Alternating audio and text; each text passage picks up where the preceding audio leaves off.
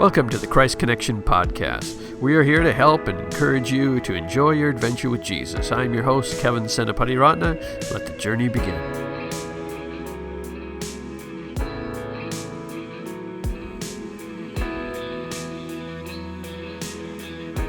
Hello and welcome to the Christ Connection podcast. My name is Kevin Senapati-Ratna. I'm so glad you could join us today for another episode to help you on your adventure with Jesus.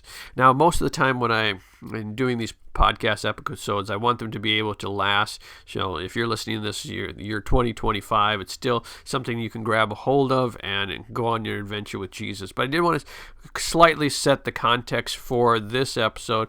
It's coming out April 1st, 2020, so it's in the midst of the pandemic, the virus that's hitting around the world. So wherever you're listening to this, if you're listening to it when it goes live, it's impacting you. And we're not going to talk about it a lot when we get into the interview, but I did want to say, first of all, if you're in the midst of this, or if you have a prayer request, reach out to us, Enjoying Prayer on Twitter and on Facebook, or Christ Connection on Facebook as well, and just let us know what we can pray for you in the midst of this.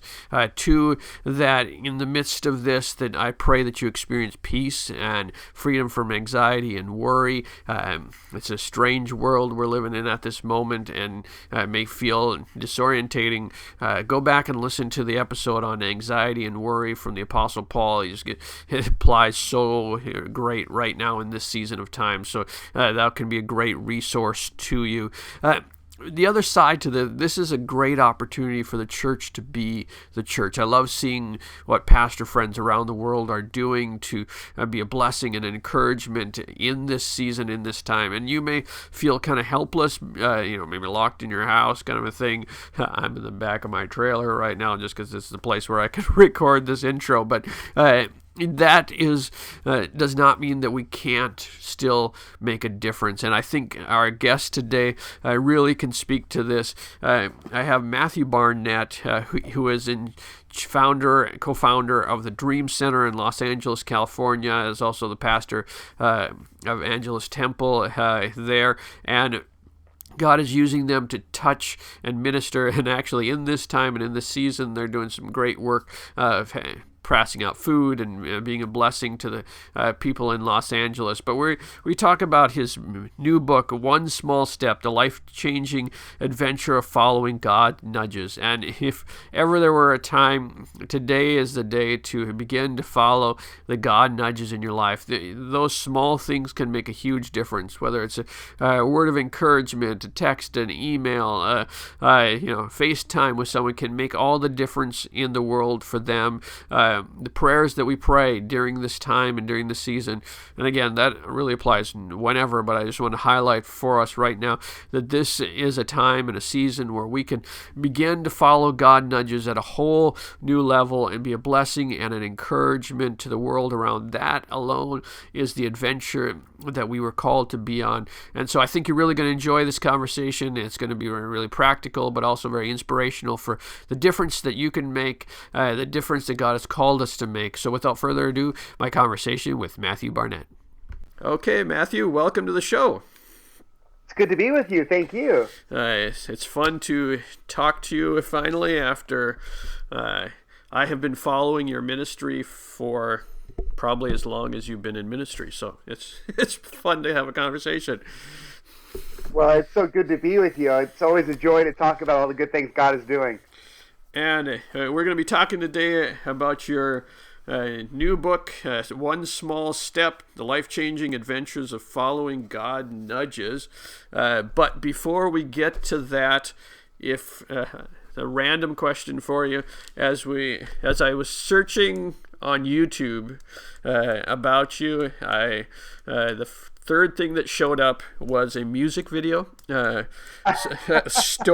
story of my wife, and I have watched it now multiple times. I'm sorry. And I even watched it this morning in preparation again. And what's the context of that story?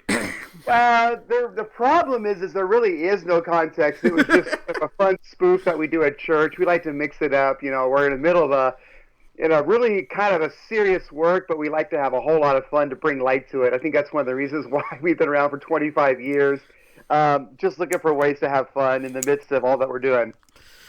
That's awesome. Well, that is definitely going to be in the show notes so that people can check it out. Fantastic, thank you. I need to spread the love and the joy. That's just I appreciate that. That is quality television. As my daughter would say, that's good TV right there. Now, for those who might not be familiar, just to set the stage before we dive into everything else, if they were not familiar with the Dream Center, you walk up to somebody on the street who's and asks you about that. How do you describe what the Dream Center is? If they can imagine a church that's based out of a hospital that is open 24 hours a day, and just imagine anyone who had any need, whether it be drug addiction, homelessness, families that had nowhere to go, that showed up in their cars, they can all show up to this place called the Dream Center. It's a hospital that we bought after starting a little church building, and it was sold to us in the 1990s, actually, by the Catholic Church, who owned the building. And we were just reaching people in our local neighborhood and our local block, doing the best we could.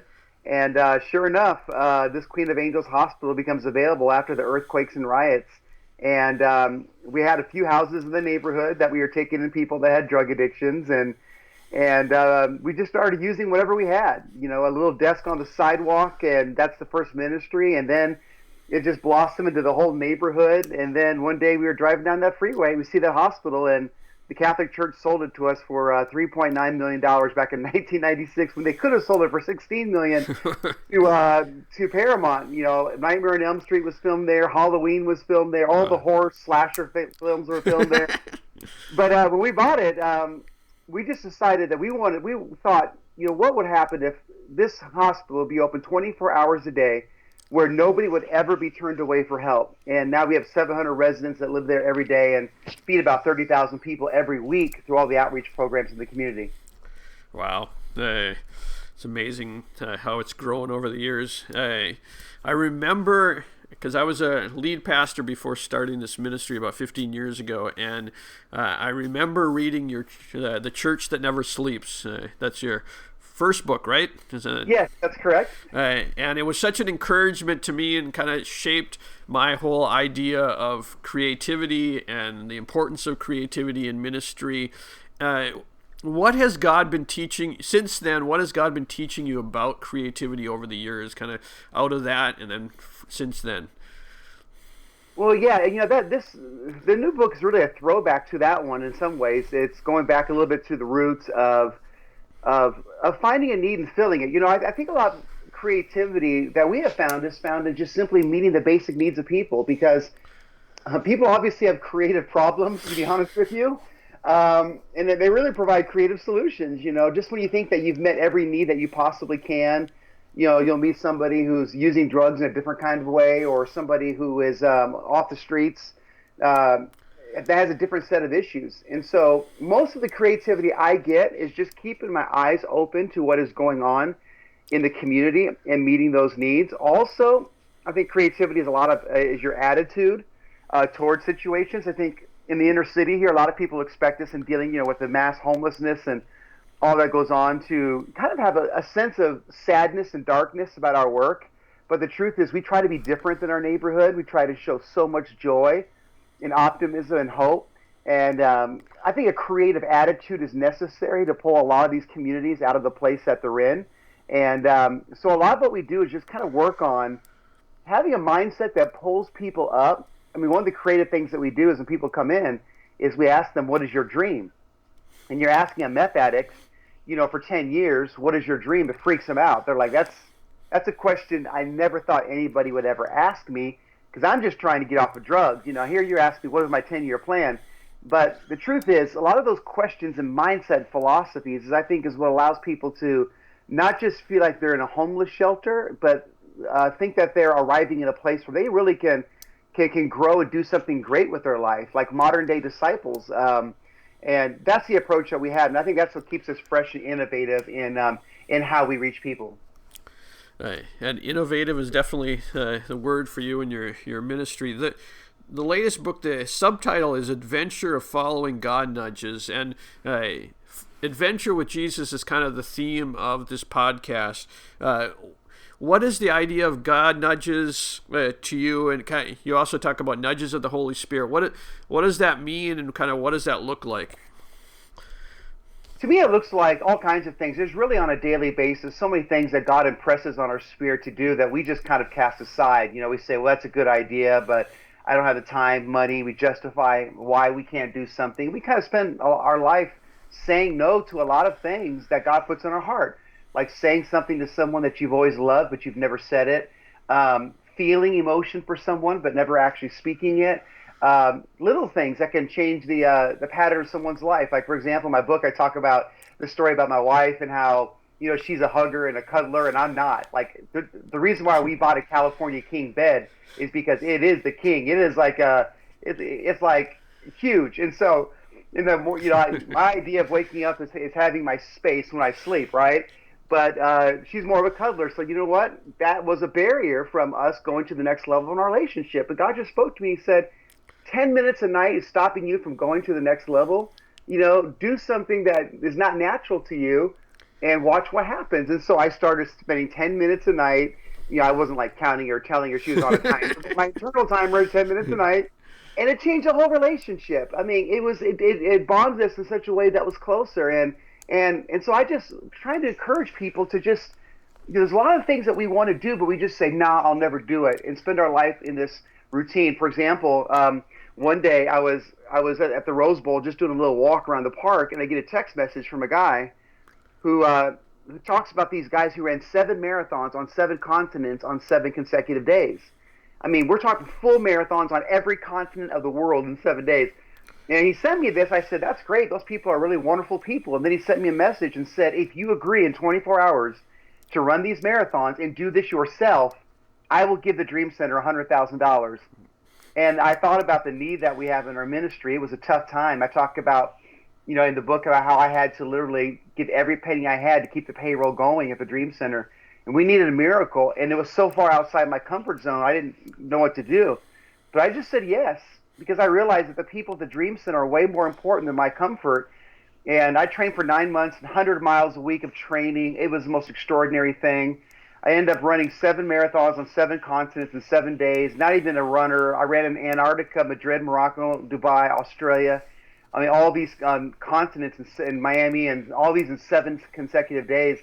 And as I went through that process, I thought, God, what are you going to do? And I didn't really know what was going to take place, but through a struggle and an injury that I experienced on marathon number 4, it caught the attention of America, and people started to respond, and we ended up raising $1.4 million, and were able to house 200 more people just by saying yes to an uncommon thing. And so whether it be little things on a day-to-day basis, whether it be talking to that homeless person that you've always wanted to talk to, but the goal of the book is just to say today is the day. Now is the time to start doing things that are ideas that we say, are those good ideas or are they God ideas? Well, the fact of the matter is, if they're coming up into your spirit, they're probably not from you, if they're outside the comfort zone of doing something nice for somebody else. And so I think the goal is just to show what happens when we get unleashed. When we started the ministry, it was a desk on the sidewalk. God said, give me what you have. I had a desk, and I didn't realize what it would turn into. So I think the goal is just to get people to start moving, start saying yes to more things, and to really start living and show them the pattern on every level of what that looks like.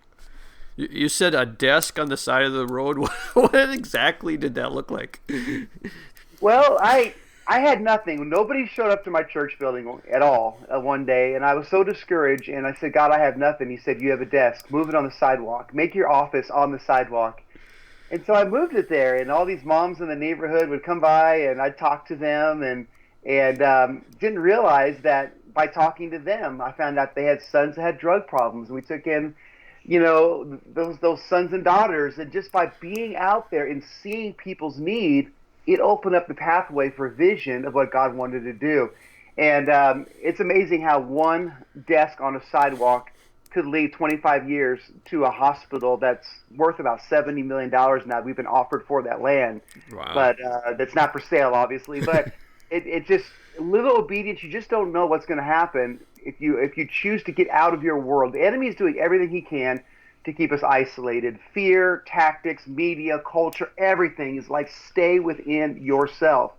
Everyone's talking about finding yourself, but really God just wants us to lose ourselves into the needs of others and lose ourselves into a world of not overthinking everything in life, but just responding to these awesome things that God speaks to us that makes our life much better when we begin to move.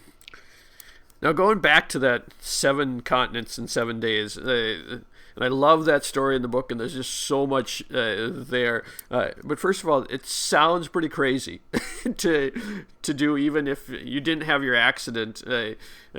It seems like just a crazy thing to do. But you say sometimes you say yes and figure it out later. How do you kind of, for someone who's not there and not out in the outside, how do you process that idea of saying yes and figuring it out later? I think you embrace the fact that when you go in the direction of what's uncomfortable, you celebrate the fact that you don't have it all figured out. You just understand that's the way it's going to be, and that's really the joy of the journey. When God spoke to me to start a rehab program and taking 4 guys in my house, and I was a 20-year-old church kid living with 4 guys who had drug problems, that was something I had to figure out as I went. But I just chose from the beginning to say, I'm just going to learn and grow. It's not about having the perfect plan. It's just about stepping out and growing through the process yourself as you begin to learn something. When you're dealing with hurting people, there's really no experts because people change and the circumstances are always going to be different. But when you just decide that you're just going to meet needs and help people, God is with you. You have the assurance that the Lord will always be with you when you go and you defend the cause of the hurting. When you're that one family member that at Thanksgiving says that our distant family member who has an addiction can change. When you're that lone voice of encouragement and hope, it brings about so much joy. You know, I have learned to not doubt myself. I used to doubt myself all the time. Well, can I do this or can I do that? Everything became a work of the flesh based upon what I could do in my own strength versus understanding that what I can't do in my own strength is the miracle space by which God gets involved. And I started celebrating the fact that, okay, I'm going to do something I can't do, but God is going to make up that difference. I'm going to see God show up in a real tangible way. And that's always been the secret, is miracle space, the space between what you can do and what you can't do, and where you need God to come and make up that difference. And so I've just learned to celebrate that. And in the beginning, I had it all figured out how perfect I thought everything would be. But the messy parts of ministry are still what I love. Yesterday, I was almost crying when I'm talking about this. But yesterday, I was pulling up to my office, and a police car comes storming around the corner. And I didn't know what was going on. It came up on me really fast in the Dream Center parking lot. I'm like, are they coming to get some parking tickets? I'm like 3 weeks late maybe on a $30 parking ticket. I don't know. But they pulled around the corner, and this guy, the police went around, opened up the door, and this guy was in shackles and chains. And I said, can I help you? And he said, yeah, we're bringing this guy into the Dream Center. And he said, can we bring him in instead of sending him to prison? And I mean, just literally walking him up to our rehab program. 4 hours later, another cop brought him in. We had 3 guys brought into the police who didn't want to put him to jail, who put him into our program. And I never thought the ministry would take on this form. And my dream went to rock bottom. To be honest with you, when I pastored, there was nights when nobody showed up in the beginning. But I realized something, that God doesn't destroy people in rock bottom. He recreates them. And if my dream never went to rock bottom, I never would have been recreated into helping homeless people. That wasn't my dream. But when everything fell apart, I started dreaming God's dreams and dreaming from a place of brokenness, which opened up the heart to want to help a lot of people in many different ways. You said dreaming from a place of brokenness. Do you think that's almost a necessary part of the process, that we have to get to that place of brokenness before the dream can become something else? For many cases, I believe so, because when you start dreaming from brokenness, you have the raw ingredients of God's heart, and you just start seeing things different. You find out there's passions that you had in your heart you didn't know that you had. Great plans are wonderful, but when great plans get busted up, and I always say God's audibles are greater than man's playbooks, and he starts working with this raw element of our life, and we see it all the time in our program. I mean, these are guys that coming in, so addicted to drugs, about ready to die, and they just take one small step. They walk up that hill, they come into the program, and they say, "I'm going to give it a week." And when we don't say, "Well, the program's a year," we just say, "Great, give it a week." And we just set small goals on the way to big goals, and just pray that that enough courage is upon them every week to keep going. But that place of brokenness, sometimes I long for that. Even 25 years later, ministry, it could be you get to the place to where you can just say, "Hey, man, we got a nice system going. Everyone's in place helping people, and on a personal level as a pastor, I don't have to do it anymore." And I think a lot of this battle in this book is a fight within myself. I mean, the first chapter, I come right off the page by telling a story about walking past a woman in need and not wanting to help her because she was too much of an inconvenience. And that's a vulnerable thing to tell in the beginning, but for a ministry known to be the out of the way ministry. But a lot of this is a wrestling match, us against ourselves, us against our preferences. It's not one of those things we're going to get right all the time. But if the general affections of our heart are in the directions of helping people, we're going to live a much happier life. And so I think in this book, it just allowed me to be more vulnerable a little bit about my life, and just more vulnerable about how many times I got it wrong. Because sometimes people think the fact that, boy, the Dream Center has really got it right. Well, in many ways we do, but in many ways we're still trying to grow through those selfish parts of our heart that try to visit us way too often. Well, you talk about the mistakes you made. Isn't part of the following God's nudges being comfortable making mistakes? Because if you're not comfortable making mistakes, you're going to stay in what you know. Does that make sense? That's a great question. That's exactly right.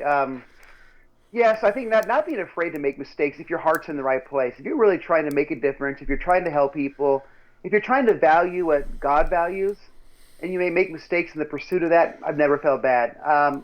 Making mistakes according to pride or ego or chasing the wrong things, those are the ones that feel a little bit more costly. But when I'm just trying to do the purity of the gospel, and an idea might not turn out right, we fail in attempting something or a process or a system, God's always made up the difference. He's always seen us through or provided somebody who can actually help us do it the right way when we've done it the wrong way.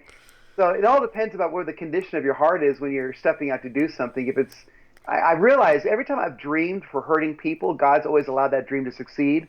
But every time I've dreamed for something maybe that I wanted to accomplish in my own, those things haven't really turned out as well. So I just decided that I think God loves the people I'm trying to reach more than I do, and I'm just going to have fun trying to love people and try to, on a daily basis, live out that role of a servant. The first 25 years of ministry, God's given us a lot of success, but I really want to find personal significance in day-to-day life, not living kind of numb or calloused or get to the place to where, well, I've seen it all, heard it all, but this book has allowed me to go into a new depth in my soul of trying to say, man, I got to just remember the one in the middle of the journey of reaching many.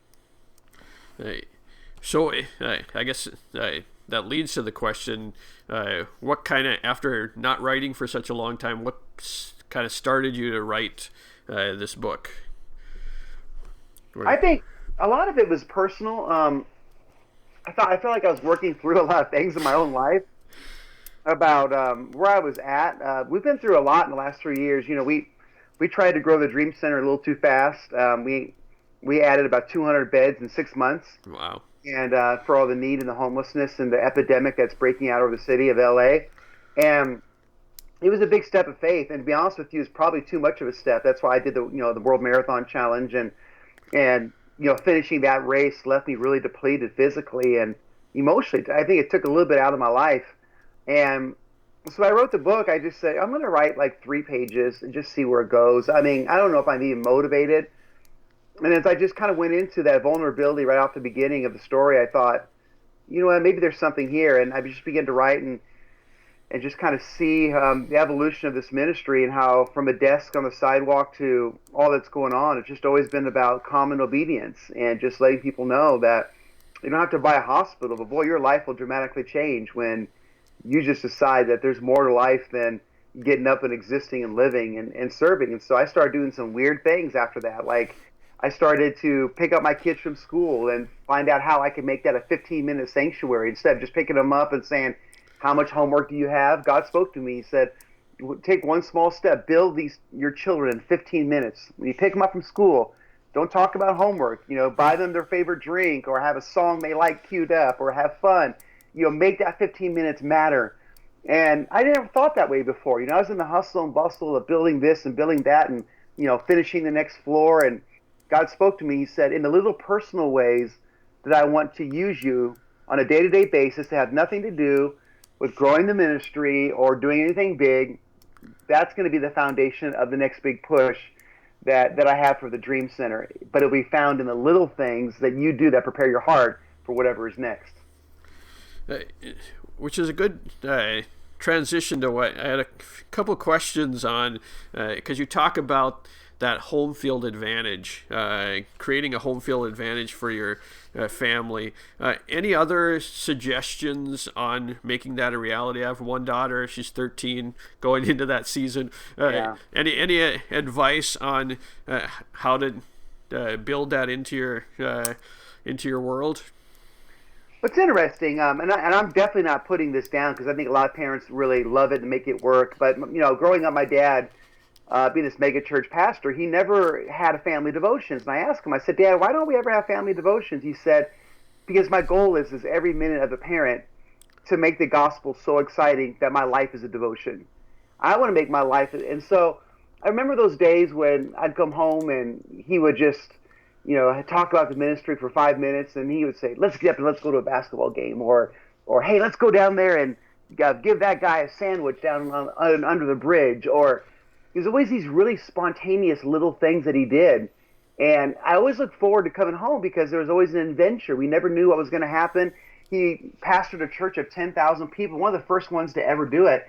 And he would wake me up and say, son, we're going to go down and pick up people from the projects and bring them to church in our own car.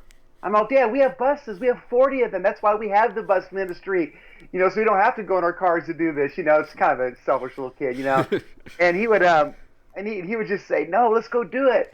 And so here's my dad rolling into this big old church, and they didn't even know he was a pastor. And he would give him a seat at church, and then he'd say, hold on, I'll be back. And then he would be on stage. Wait, that guy picked this up. But I think sometimes in ministry, our kids can be so overwhelmed with do the right thing, do the right thing, to where they lose that sense of joy and adventure of the gospel allows us to do these extraordinary things. The gospel doesn't stop us from doing all these things, but it empowers us to do big things and have a big life and big adventure and big spirit. And so I just thought that the things of God were always the biggest things in the world, even if they were the smallest things, because my dad made a big deal about everything in a sense. So I would just encourage that show your family more adventure in serving God than anything that YouTube or Instagram or anything else other in the world has. And so that's the challenge. And even if your children sometimes might not like it or understand it, they're getting it deep in their spirit. And so my goal is to do a lot more spontaneous things. A lot of parents have a tough time encouraging their teenage kids because they don't think they're getting through. Keep doing it. It's getting through. It is getting through. Because my daughter told me that the other day. She said, Dad, you're always so positive. And sometimes I'm like, are you just being positive? And then the other day she's like, I'd never even told you this. In a weak moment, I caught her. She said, those things do more for me than anything. And so, I don't know, the sense of adventure is so important, and the joy that the gospel brings us, not all the things that we can't do, all the things we can do because we serve God. When you talk about your father, I remember my parents wanted to expose me to people who, so they took me to hear your dad speak when I was a kid, just to expose me to people of faith. But there's something in him, and then now I see it in you and your writing and your work about faith. So you talk about adventure, but you both seem to have this belief and faith in God is pretty amazing. Is that something that's connected to the adventure, or is that something you've cultivated, that you picked up from him? Where does that come from? I think it comes from responding to being more intrigued with what is possible than what is practical.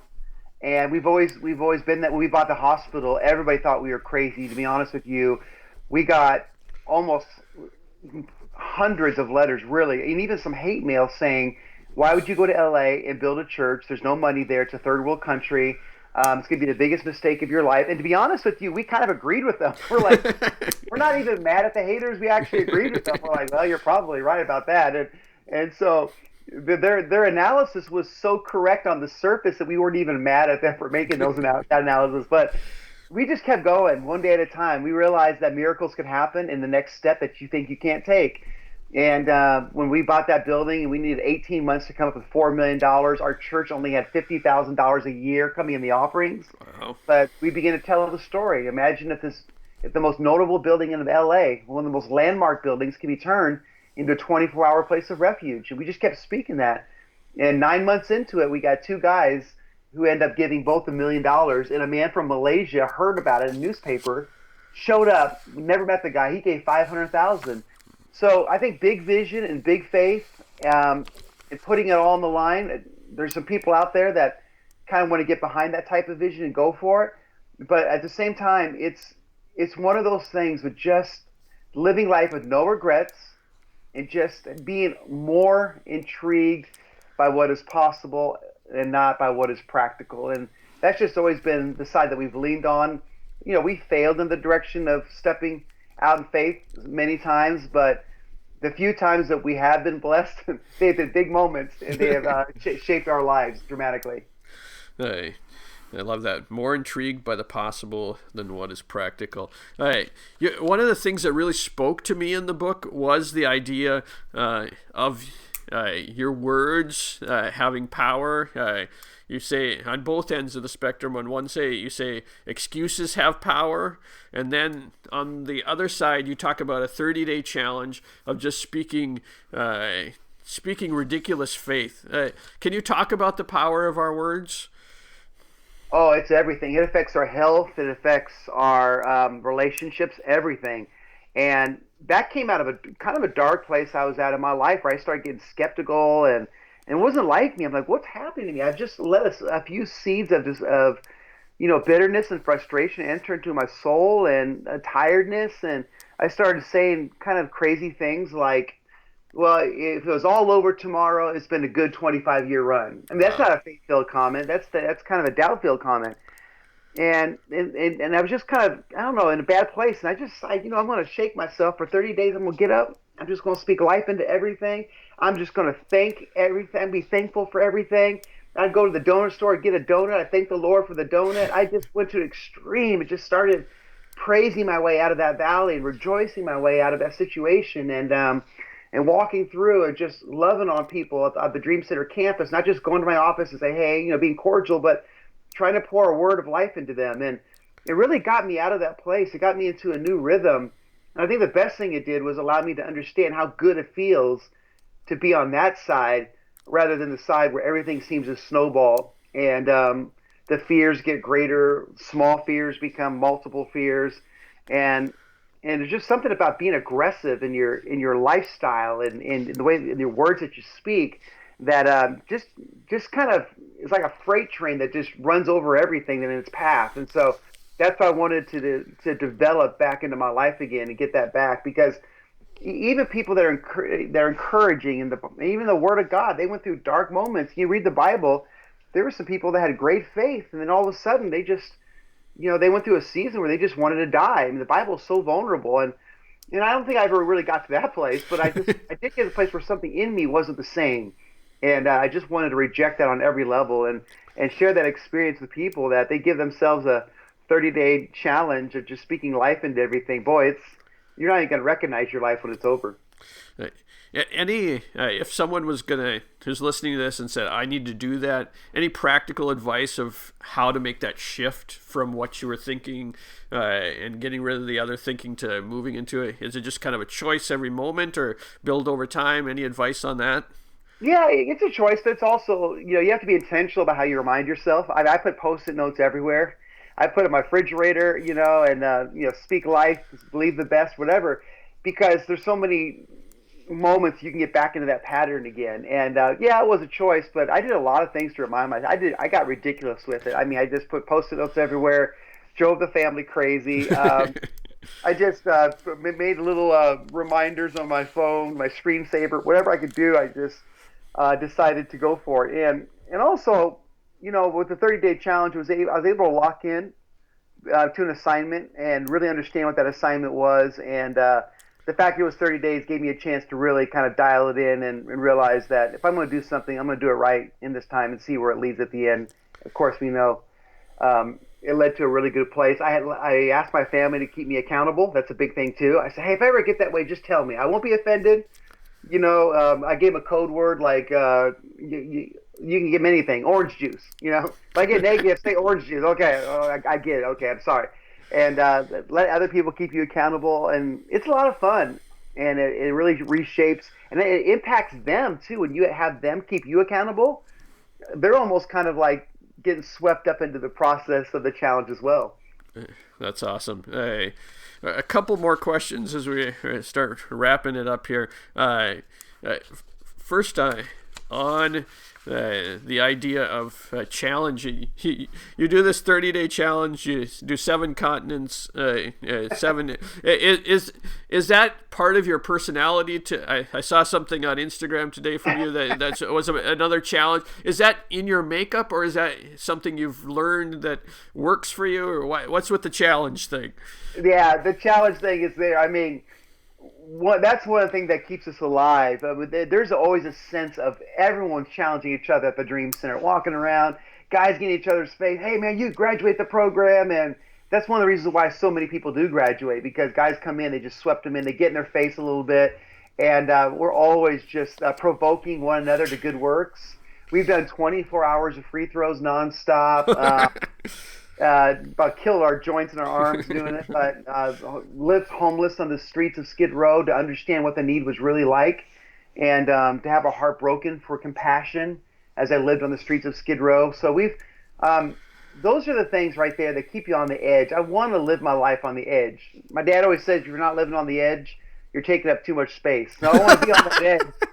And I think too, also the ministry of the Dream Center is an edgy ministry, and it requires leadership that will be there. It's heartbreaking. Echo Park, and where our church auditorium is right across the street, 4 steps away now. The homeless have been driven out of different areas. Now they've ended up on our park.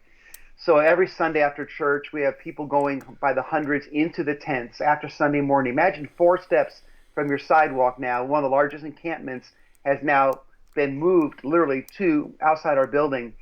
And I keep thinking, man, I don't think our church might not grow now, because, it's become like the epicenter. It's actually grown bigger and bigger now, and all the homeless people leave their tents. They walk into our church building, and I talk to them. I challenge them. I say, look, I know you're living in tents, and we love you, and you can come to our church forever and live in a tent. We appreciate you. You're our church members, and they come to church. They hear me. I get right in their face. I tell them, I said, but you have a Dream Center right down the street that will take you in one for a month or for a year, whatever you need, and will help you. And if you just take the step of faith. And so we just go in there every day, 6 days a week in the park. We talk to people. We try to be that provoking spirit that would get them out of that situation. You can't change for people. They have to make their own decisions. And we have a lot of people that do that. But we're in the middle of a major crisis right now in our city of having, the only way it's going to change in homelessness is not just give people free housing. You're going to have to get right there, personal, one-on-one, and be there for them every week to help them to be that transition, out of that place of fear that they're living in and into a place of renewal. And so even in those situations, we're challenging people all the time in the tents. We'll love you. We love you where you're at. We're going to love you forever. If all you ever did was live in this tent forever, we love you. We want you to be saved and know Jesus, your Lord and Savior. But there are better options. But that only comes... Speaking that way into people's life only happens through relationships and by being there. And the more that you're in someone's life, the bolder you can be in the area of encountering them and challenging them to good works and provoking. So challenge is through the DNA of the entire ministry of the Dream Center. It's from our people going out, ministering to, and it's not, sometimes people just need a little understanding as well. But I think getting to that place of challenge usually begins through relationship.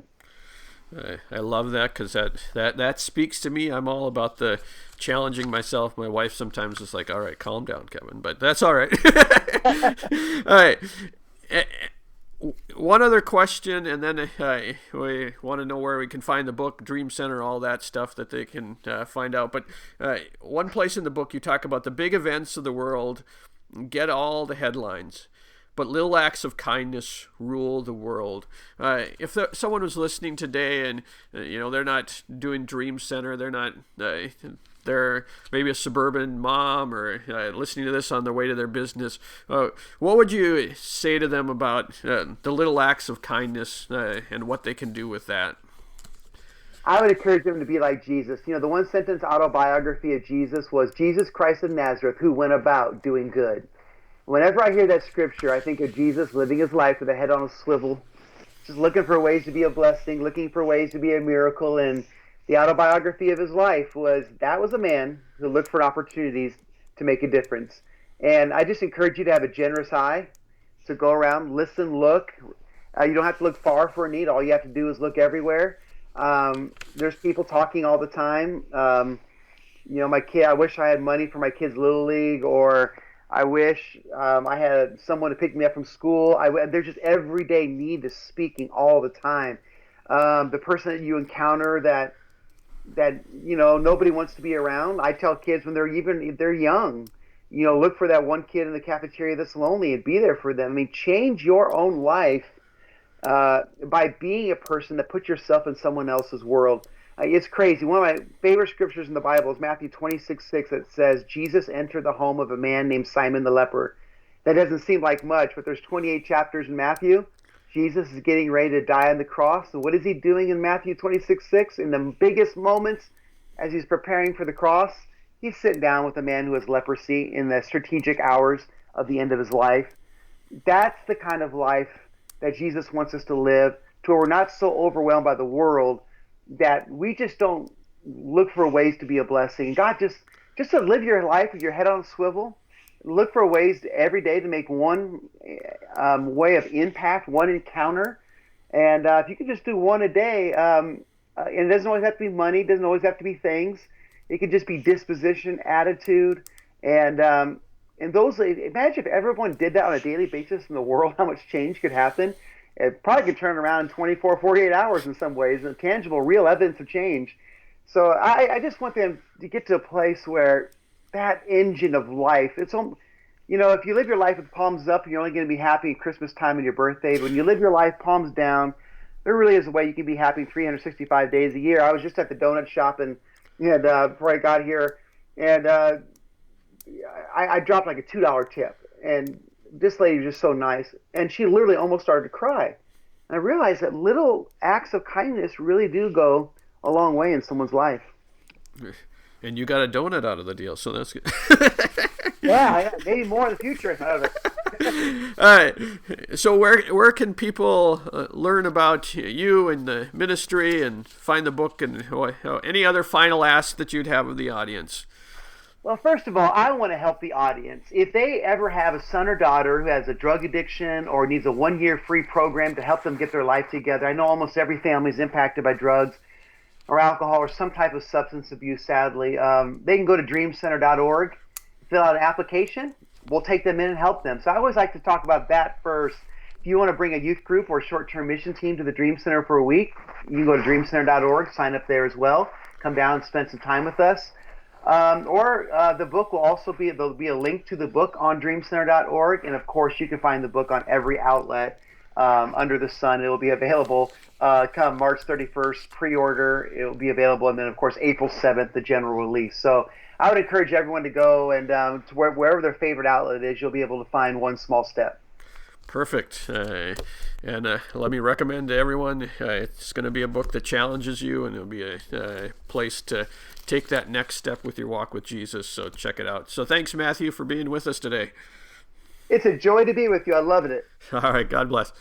God bless you. Well, there you have it. I hope you enjoyed that conversation as much as I did in having it. And I've taken some notes on it, and I've incorporated it in my system already, even in this last month since I recorded the conversation. And so I think you're going to want to check out the book. You can find all the information at christconnection.cc and /podcast, or click on the podcast when you get over to the website. Again, that's christconnection.cc. Click on the podcast, and you also want to go there because there's the link to the YouTube video of him singing to his wife. So you want to get to see that. That's good stuff. Good television, as my daughter likes to say. Find us on social at Enjoying Prayer on Facebook and Twitter. Say hi. Tell us where you're listening from. We love to know who is part of the community, because we're here to serve you and be a blessing in your life. Don't forget to subscribe to this as well, because I know we got some great stuff just around the corner that's going to be an encouragement and a blessing to your life.